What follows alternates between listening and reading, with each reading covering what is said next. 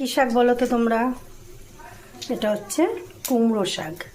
এটা দিয়ে আমি পাঁচমিশালি একটা তরকারি করব। দেখো, বেগুন কেটে নিয়েছি, মূলো কেটে নিয়েছি, শিম নিয়ে নিয়েছি, ঝিঙে নিয়ে নিয়েছি। একটু কুমড়োর বুকগুলো ছিল, ফেলে দেবো, ওটাকেও কেটে নিয়েছি। বেগুন দিয়ে দিয়েছি, পাঁচফোড়ন দিয়ে দিয়েছি, লঙ্কা ফোড়ন দিয়ে দিয়েছি। সবজিটাকে আমি দিয়ে আগে ভাজবো। কাঁচা লঙ্কা দিয়ে দিয়েছি।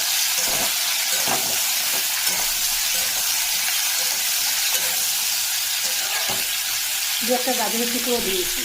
আমি জিরে গুঁড়ো, ধনে গুঁড়ো, লঙ্কা, হলুদ, লঙ্কা গুঁড়ো, চিনি সব আমি এর মধ্যে দিয়ে ভালো করে এটাকে কষে নিব।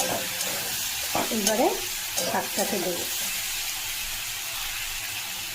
এটা একটু গলে গেলে কী বলো তো, শাকগুলো চোখে দেখা যায়, খেতে ভালো লাগবে। যাক, সবজিগুলো কষে নিয়েছি, আমি এবারে শাকগুলোকে দিয়ে দেবো।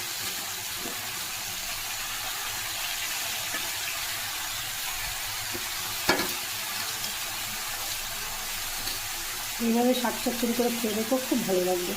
যাক, আমি এবার শাকটাকে উল্টে পাল্টে নিয়ে আমি তরকারি করে দেখাচ্ছি। আমি এরকম করে নিয়েছি। এবার চাপা দেবো। চাপা দিয়ে যতটা কষা যায় কষে নিয়ে তারপর হয়তো অল্প করে জল দেবো। আর যদি জল বেরিয়ে যায় তাহলে আমি আর জল দেবো না। তরকারিটা কষা হয়ে গেছে, আমি একটু জল দেবো, নাহলে মাখো মাখো ভাবটা আসবে না। এবার আমি চাপা দিয়ে রেখে দেবো। সবই গলে গেছে, একটুখানি জল না দিলে চাপা দিয়ে দিলাম। দেখো বন্ধুরা, আমি একটুখানি ময়দা ছড়িয়ে দেবো। কেন দিলাম বলো তো? এটা দেখো কি সুন্দর মাখা মাখা হয়ে যাবে। জল দিয়ে গুলেও দিতে পারো, ঠিক আছে? আঠালো ভাবটা চলে আসে। আর একটু হোক।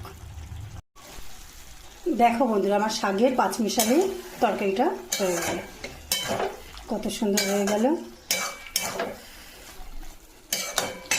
রুটি দিয়েও ভালো লাগবে গো, খেতে খারাপ লাগে না। যাক, আমি এবারে নামিয়ে নেব আজকের মতন। বাই বন্ধুরা। শিমগুলো সব ঘেটে গেছে, গোটা নিয়ে গেছি। শিম, ঝিঙে এগুলো সব ঘেটে গেছে, শুধু মূলগুলোই দেখা যাচ্ছে।